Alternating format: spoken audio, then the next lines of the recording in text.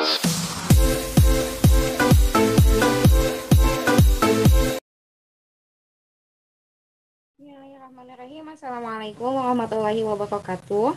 Pertama-tama marilah kita panjatkan kehadirat Allah Subhanahu wa taala karena berkat rahmat dan hidayahnya kita dapat melaksanakan presentasi pada hari ini. Marilah kita mulai presentasi pada hari ini yang akan kelompok kami paparkan dengan judul materi pendidikan Islam pada masa Nabi. Ini untuk sebelum memulai presentasi, saya akan memperkenalkan ke anggota dari kelompok 3, yaitu rekan-rekan saya. Yang pertama, saya sendiri, Siti Laila Ajahra sebagai moderator, kemudian rekan saya, Siti Nur Fajrisiam, sebagai pemateri pertama, kemudian rekan saya yang satu lagi, Firdan Mutakin sebagai pemateri kedua. Baiklah, untuk memperlancar presentasi pada hari ini, marilah kita melafazkan Bismillah sama-sama. Bismillahirrahmanirrahim. Baiklah, beranjak marilah kita mulai presentasi pada hari ini. Yang pertama, untuk materi yang pertama akan dipaparkan oleh rekan saya Siti Nur Fajrisiam dengan mohon maaf sebelumnya.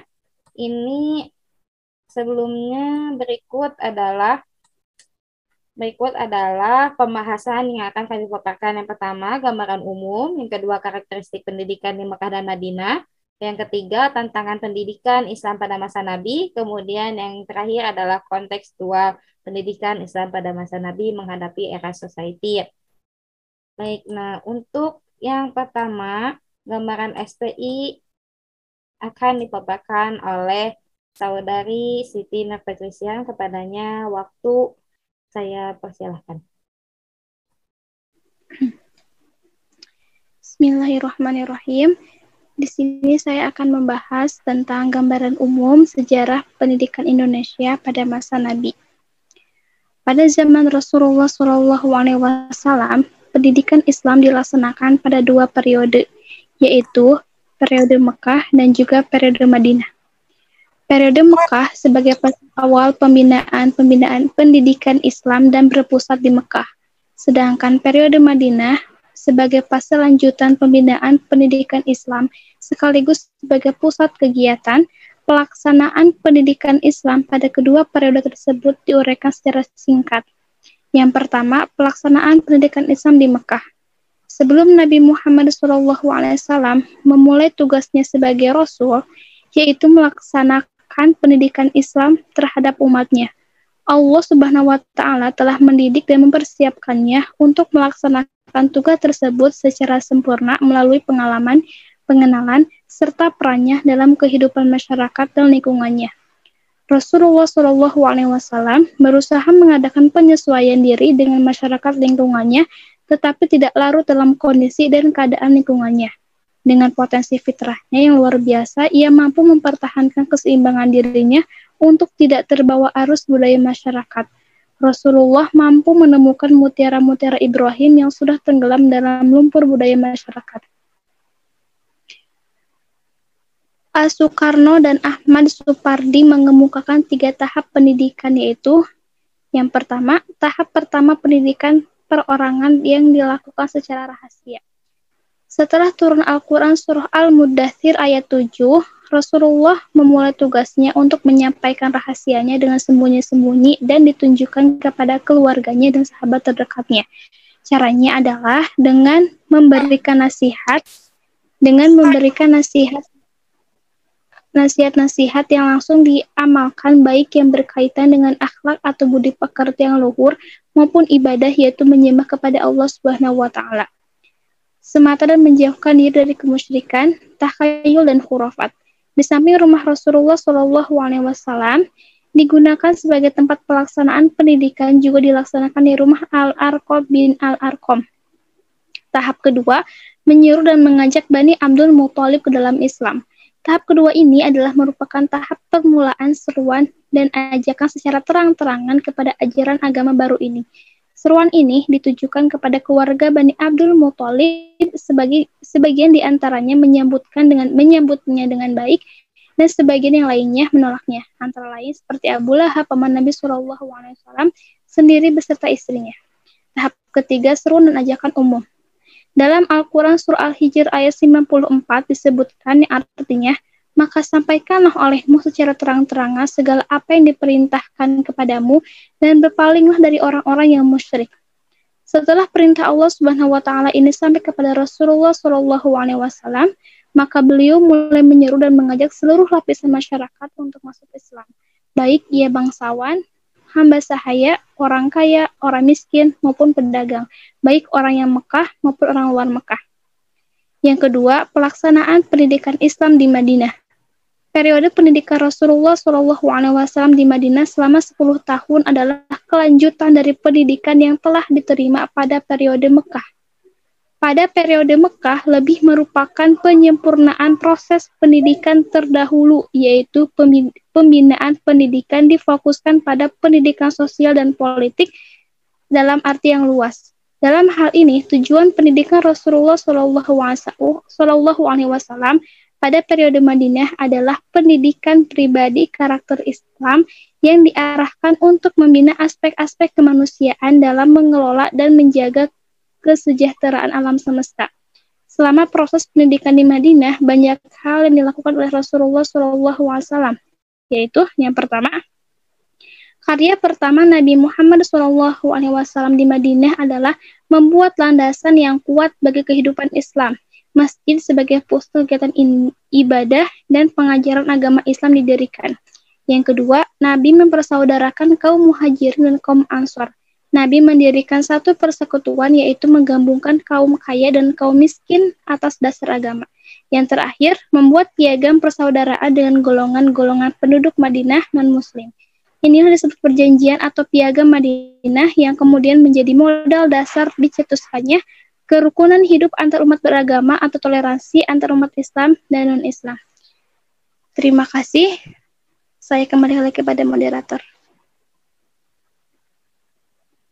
Baik, terima kasih kepada rekan saya yang telah memaparkan materi dan mengenai gambaran sejarah pendidikan Islam. Kemudian untuk pemaparan selanjutnya yang akan dipaparkan oleh saudara Firdan Mutakin, kepadanya waktu dipersilahkan.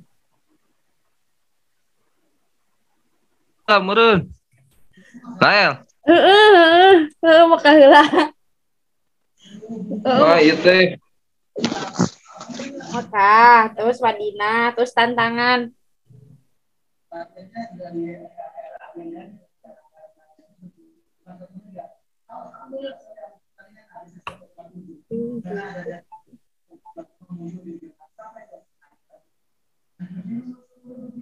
Oh, so. Nah, baiklah. Terima kasih kepada saudari Nurpa yang telah memaparkan materinya. Kemudian untuk materi yang selanjutnya akan dipaparkan oleh saudara Firdan Mutakin. Kepadanya saya persilahkan.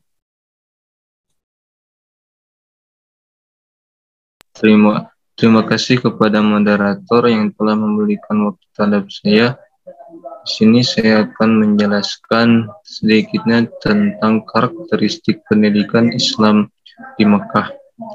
Dalam buku yang berjudul Sejarah Pendidikan Islam yang dikarang oleh Mahmud Yunus menjelaskan bahwa pembinaan pendidikan Islam di masa Mekah meliputi satu pendidikan keagamaan, yakni dengan ajaran membaca dengan nama Allah. Jadi sesuai dengan Quran yang pertama turun pada Rasulullah SAW yang terjadi di Gua Hiro, yaitu tentang surah Al-Alaq ayat 1 sampai 5 dengan ayatnya Iqra bismi rabbikal ladzi khalaq Ini adalah sebuah perintah atau sebuah pendidikan oleh Allah Subhanahu wa taala pada Nabi Muhammad SAW yang diajarkan, yang harus diajarkan terhadap umat-umatnya, yaitu Iqra, yaitu dengan pendidikan membaca. Jadi pendidikan yang pertama kali yang diperintahkan secara langsung oleh Allah Subhanahu wa taala yaitu Iqra, membaca. Yang kedua yaitu pendidikan yang bersifat pengembangan akhlak dan ilmiah, yaitu mempelajari kejadian manusia ketika diciptakan. Inilah yang menjadi salah satu corak pengembangan Islam pada zaman Rasulullah SAW, di mana akhlak ketika sebelum Rasulullah SAW moralnya, akhlak dan moralnya sangat rusak. Di mana pada masa ini terjadi ketika sebelum Rasulullah SAW datang, terutama bagi kaum Hawa atau kaum perempuan itu, anak-anak perempuan itu adalah anak-anak yang hina. Nah, lalu pada zaman Rasulullah SAW turun, di mana Rasulullah SAW menjelaskan untuk memuliakan akhlak lebih dahulu. Perempuan pun dimuliakan sangat baik. Maka derajatnya akhlak itu lebih tinggi. Jadi setelah Allah memerintah membaca, dengan pertama kali Allah perintahkan kepada Nabi Muhammad itu Iqra, bacalah. Lalu Rasulullah SAW mengajarkan sebuah akhlak atau sebuah sifat manusia yang sangat mulia.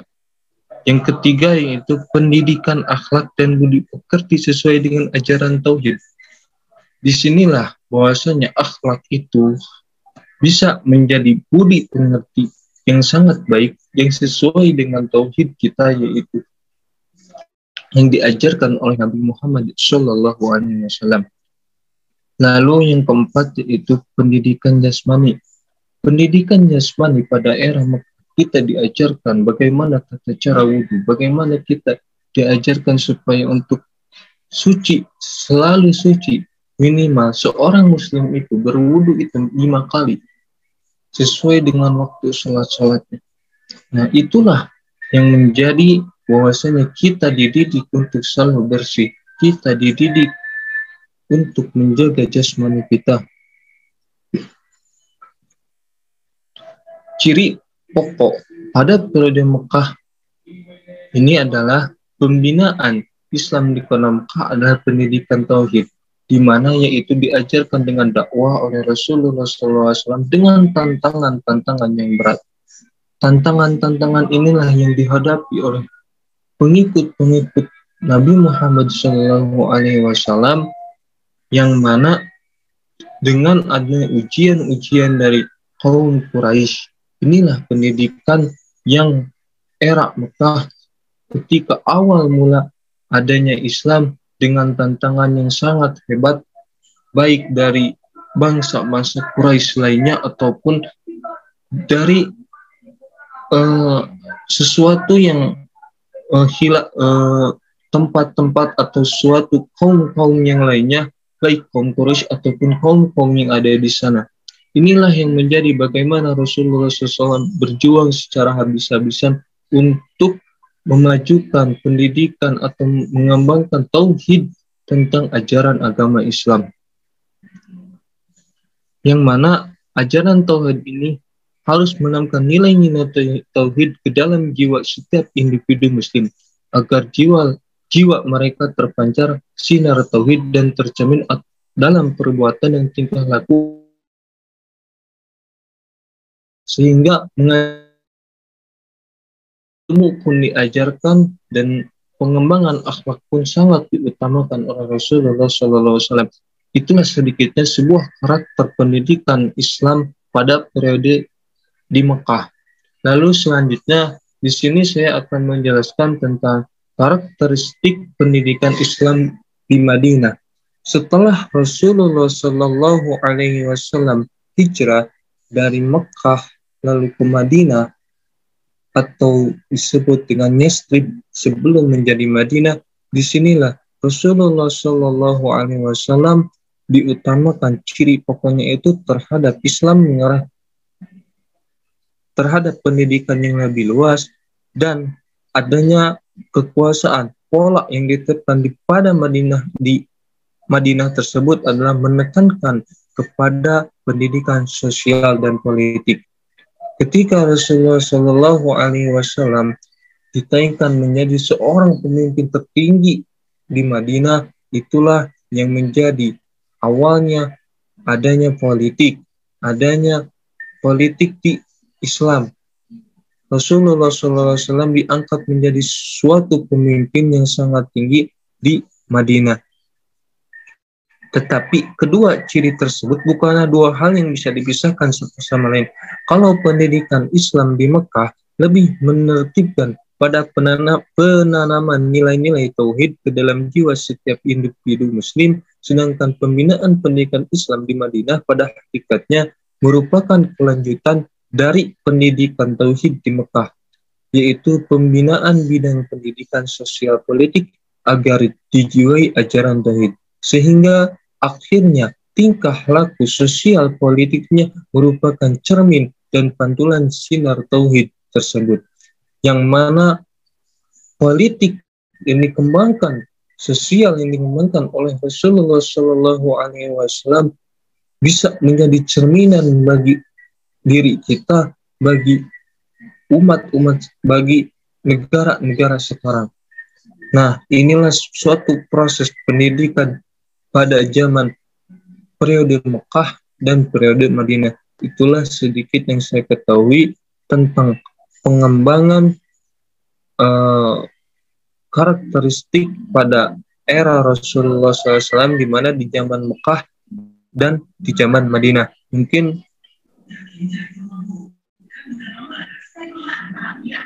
yang selanjutnya saya akan membahas tentang tantangan sejarah pendidikan Islam pada masa Nabi.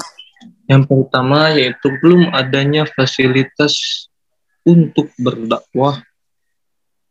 Fasilitas yang dimaksud adalah seperti halnya kalau di zaman sekarang, yaitu adanya fasilitas-fasilitas tentang sebuah masjid ataupun sebuah tapi pada zaman Rasulullah Shallallahu Alaihi Wasallam, terutama pada periode Mekah, itu belum ada fasilitas yang sangat memadai, baik itu masjid ataupun majlis-majlis seperti madrasah, sehingga pada masa inilah fasilitas-fasilitas untuk berdakwah itu khususnya di periode Mekah ini dikembangkan terhadap tempat-tempat seperti rumah-rumah orang-orang yang ingin memasuki agama Islam ataupun ke tempat-tempat secara tersembunyi-sembunyi. Inilah awal di mana fasilitas-fasilitas pada periode Mekah itu sangatlah kurang, hanya mengutamakan kebisaan atau pemahaman, keyakinan seseorang untuk masuk Islam. Yang kedua yaitu sulit untuk menggoyahkan kepercayaan kaum di Mekah. Ini menjadi sebab tantangan Rasulullah, di mana untuk menguasai Mekah itu sangatlah sulit.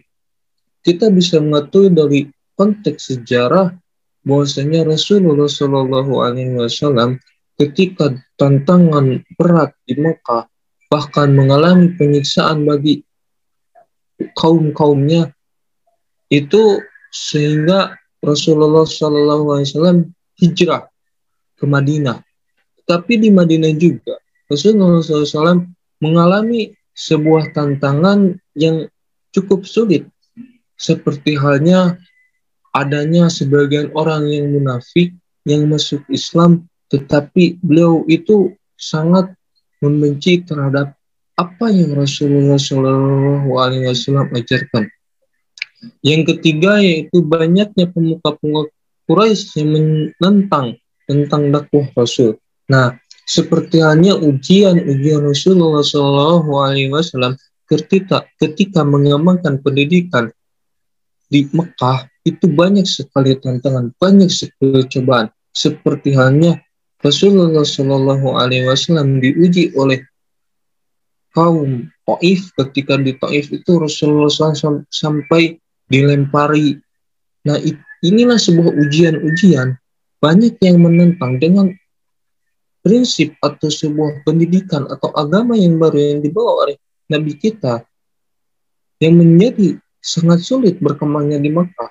Tapi walaupun ketika sudah akhir pada masa Nabi Muhammad Shallallahu Alaihi Wasallam, walaupun Mekah nantinya dikuasai, adanya penaklukan Mekah, itulah yang menjadi terus Mekah itu menjadi sangat jaya, sangat menjadi kembang terhadap pendidikan Islam.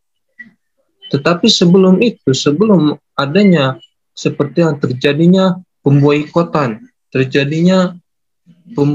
terhadap bangsa atau kaum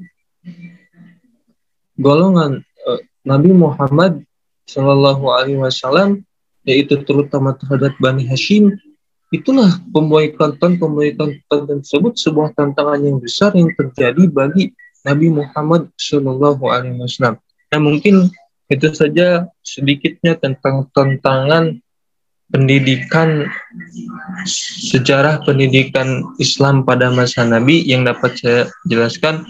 Billahi taufiq wal hidayah. Wassalamualaikum warahmatullahi wabarakatuh. Saya kembalikan kepada moderator.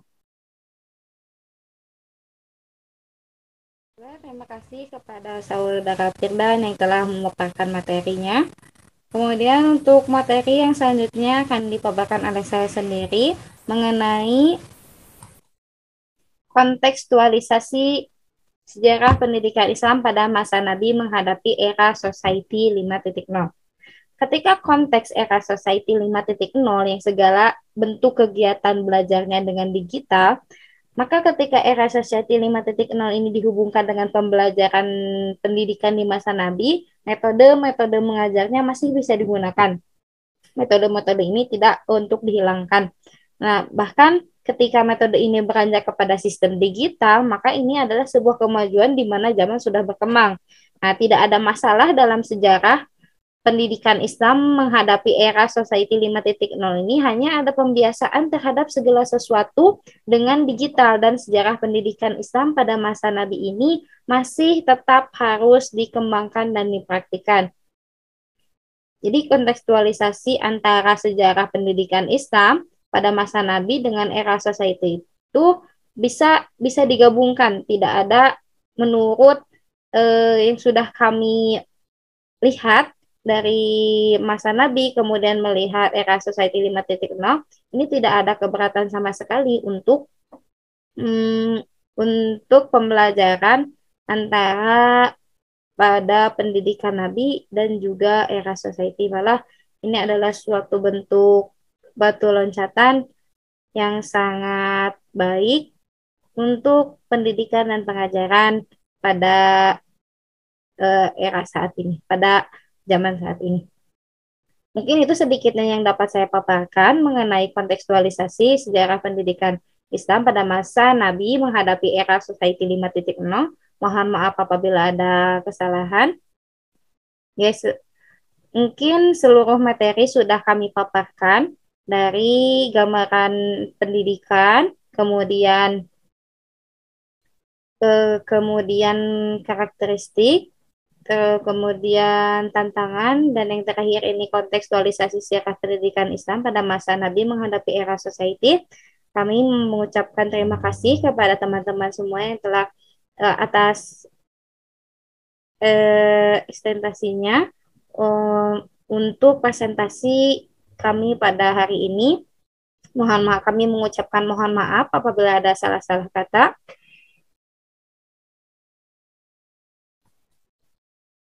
Mungkin sebelum kami menutup presentasi pada siang hari ini, kami akan menyimpulkan presentasi yang sudah kami paparkan. Kesimpulan antara pendidikan Islam yang diajarkan oleh Nabi Muhammad SAW di Makkah dan Madinah memiliki karakter pola dan perkembangannya yang berbeda.